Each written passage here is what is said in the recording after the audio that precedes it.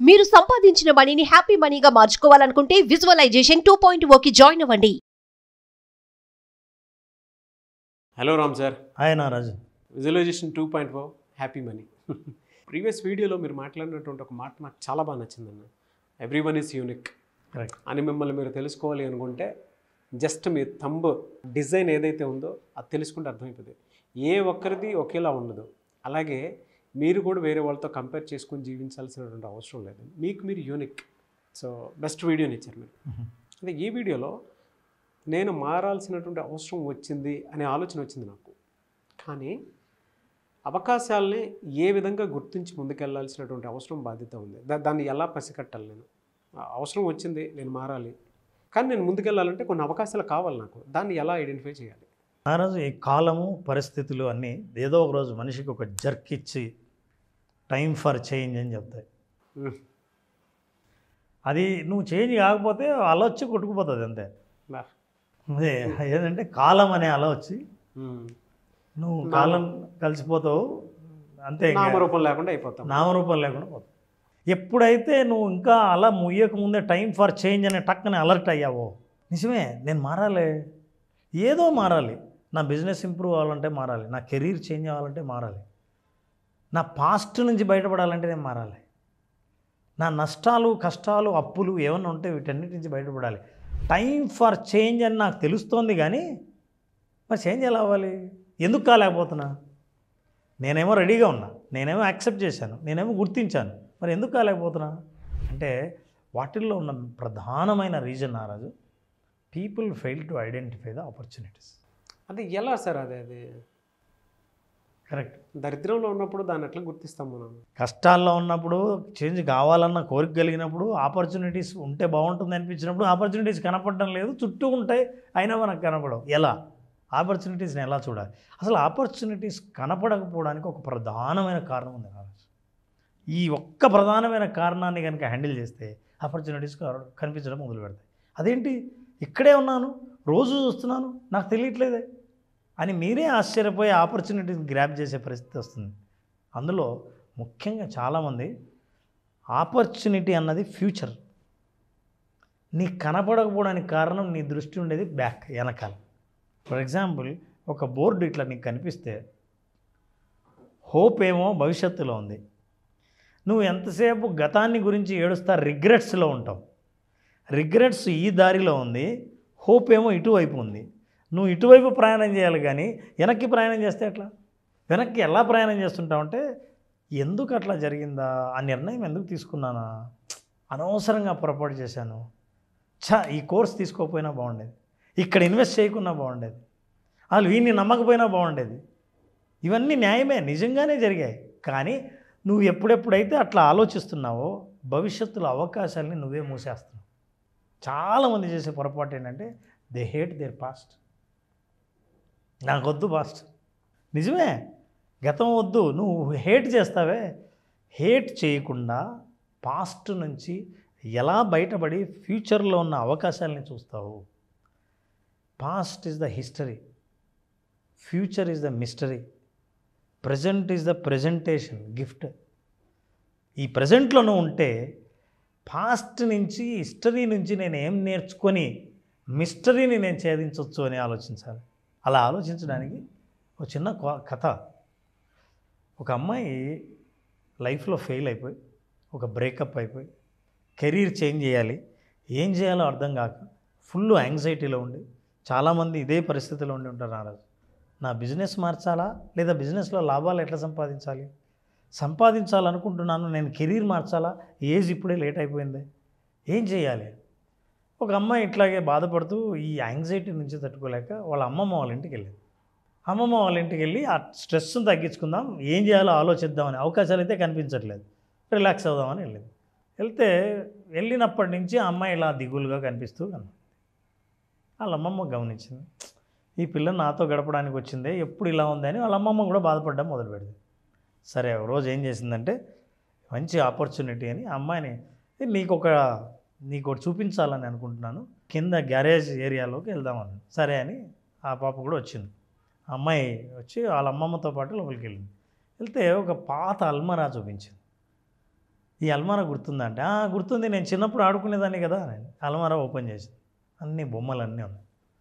నీకేం గుర్తొస్తుంది అని, అయ్యో నాకు చిన్నప్పుడు బాగా గుర్తుంది, మా అమ్మ నాన్న ఇద్దరు ఎప్పుడైనా ట్రావెల్ చేసినప్పుడు, జాబ్ చేస్తున్నప్పుడు, బయటికి వెళ్ళినప్పుడు నేను పాత బొమ్మలన్నీ పడేసేదాన్ని. ఎందుకు పడేసేదానివో తెలుసా? పాత బొమ్మల్ని పడేస్తే మా అమ్మ నాన్న ఊరు నుంచి వచ్చేటప్పుడు కొత్త బొమ్మలు తెస్తారు కదా, కొత్త బొమ్మల్ని ఈ అల్మారాలో పెట్టాలంటే నేను పాతవి పడేయాలి. మరి బొమ్మలు పాతయని పడేసావే, నీ జ్ఞాపకాలు పాతవి పడేయకుంటే కొత్త జ్ఞాపకాలు, కొత్త ఆపర్చునిటీస్ నువ్వు ఎట్లా పెడతావు నువ్వు? బా, ఈ అల్మారాలో బొమ్మలు చూస్తే పాతవి తీసేస్తావు, పనికిరాదని తెలుసు, కానీ కొత్తది వచ్చినా ఇందులో ప్లేస్ కావాలంటే పాతవి తీసేయాల్సిందే అంటూనే అమ్మాయికి ఒక్కసారి జర్క్ వచ్చింది.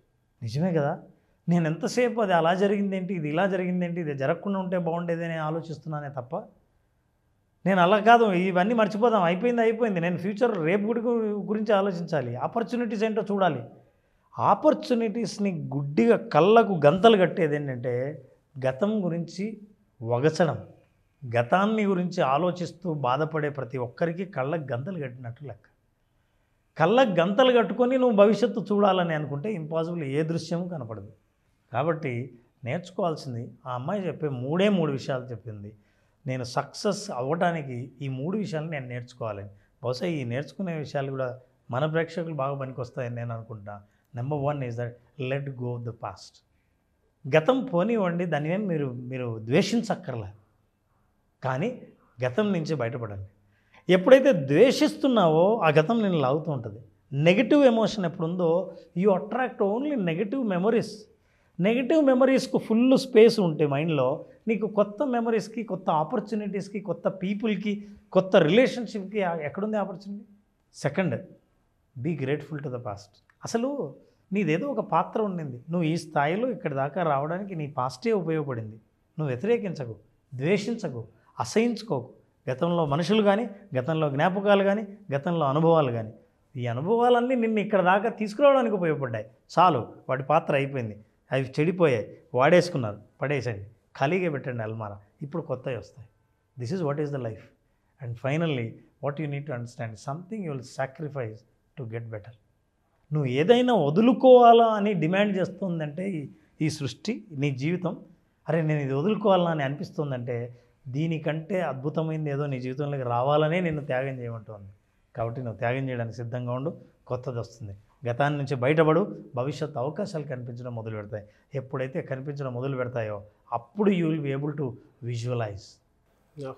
అద్భుతమైన విజువలైజేషన్, అన్ని రకాలైన ఆపర్చునిటీస్ను ఏదైతే విజువలైజ్ చేస్తావో, భవిష్యత్తుని ఎప్పుడైతే చూడగలుగుతావో విజువలైజేషన్లో, అప్పుడు నీకు కనిపించేది అన్ని అవకాశాలే, అద్భుతమైన ఆపర్చునిటీస్ కనిపించడం మొదలు పెడతాయి. అట్లాంటి అనుభవం కావాలంటే విజువలైజేషన్ 2.0లో, హ్యాపీ మనీలో, it's not only happy money, happiness, happy opportunities, happy relationship, happy health, happy career, ఇట్లాంటి హ్యాపీనెస్తో కూడుకున్న నీ లైఫ్లో అవసరమైనవన్నీ కావాలని అనుకుంటే you will get it at your right time, but you will be able to visualise. దాని నుంచి బయటపడాల్సిన ఒకటి పాత జ్ఞాపకాల నుంచి. ఈ విషయం నేను తెలుసుకున్న ఎవరైనా సరే, జాయిన్ అయిన వాళ్ళు, ఈ ఒక్కటి రియలైజ్ అయిన వాళ్ళు జాయిన్ అయితే విజువలైజ్ ఈజీగా చేయగలరు.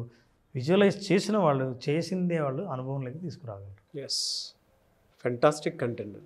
మీరు ఇందాక మాట్లాడేటప్పుడు ఇనీషియల్ టైంలో హోప్ రిగ్రెట్స్ అనే దాని మీద మాట్లాడారు కదా, అంటే మన గతం నుంచి బయటపడడానికి అని చెప్పి. ఎస్, ఒకవేళ మన గతాన్ని మనం మర్చిపోలేదని అంటే ఇందాక ఆలోచి కొట్టుకుపోయినట్టు మనం కనిపించకుండా పోతాము, ఇంకా వాళ్ళే ఉంటారు, ఇంకా ఆ మెమరీస్తోనే బతికేస్తాము. ఇది చూసినప్పుడు, హోప్ అనేటువంటిది చూసినప్పుడు నాకు ఒక చిన్న స్టోరీ ఒకటి గుర్తొచ్చింది. స్టోరీ అని కూడా కాదు, ఇట్స్ అ జర్నీ. గుడ్.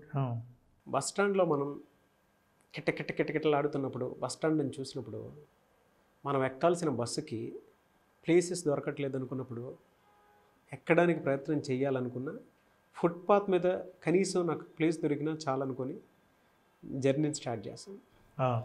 కొంచెం ముందుకెళ్ళిన తర్వాత బస్సు ఒక సీట్ దొరికితే బాగుంది అనిపిస్తుంది. ఇంకొంచెం ముందుకెళ్ళిన తర్వాత కంఫర్ట్గా ఒక్కొక్కళ్ళు దిగిపోతూ ఉంటే కొంచెం ఒక్కడే కూర్చోడానికి ప్లేస్ ఉంటే బాగుంది అనిపిస్తుంది. ఇంకొంచెం ముందుకెళ్ళిన తర్వాత కూర్చున్నాము, పడుకోవడానికి ప్లేస్ ఉంటే బాగుండు, ఇంకో ఇద్దరు దిగిపోతే బాగుండు అనిపిస్తుంది. చూడండి, జర్నీ ఎప్పుడూ కూడా హోప్తో కూడుకున్నటువంటిదే ఉండాలి కానీ వండర్ఫుల్. యా, ఎక్కడ ఆగిపోయేలా ఉండకూడదు. మొదలయ్యేదే కంఫర్ట్తో కాకపోవచ్చు, ఎస్, కానీ మొదలు ఫుట్బోర్డ్తో స్టార్ట్ అవ్వచ్చు.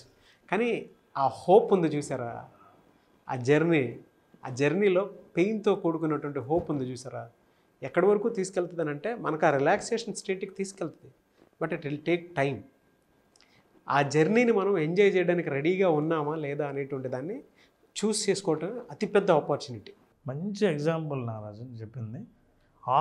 అంటే నేను ఎట్లాగైనా సరే నా డెస్టినీని చేరాలని అనుకున్నోడికి ఫుట్బోర్డు మీద కూడా ఆపర్చునిటీ కనిపిస్తుంది. ఎస్ నాకు అది మీరు చూపించినప్పుడు బాగా అనిపించింది సార్. నాకు మంచి ఇది గుర్తుంది. అంటే జర్నీ ఎప్పుడు మనిషి ఆశావాది, జర్నీ ఎప్పుడూ ఆశావాదిగానే ఉండాలి. అంటే ఇంకొకటి రాబోతుంది అనేటువంటి దాన్ని, లేదంటే ఇంకొకటి అది దొరికితే బాగున్ను అనేటువంటి దాని మీద అయినా సరే బ్రతకగలగాలి. అంటే ఆ ఆపర్చునిటీని చూడాలి. డెఫినెట్గా మనం సర్చింగ్ కోసం వెళ్తా ఉంటే మన కంఫర్ట్ మనకు వచ్చేస్తుంది సార్, అంతే, నో డౌట్. నువ్వు ఏం లేదు, గతాన్ని అన్హుక్ చేసేయాలి. అట్లా వదిలేస్తూనే నీకు వెంటనే ఆపర్చునిటీ కనిపించడం మొదలు పెడతాం. Yes, great content and thank you so much Ram sir. Thank you నాన్న, థ్యాంక్ యూ.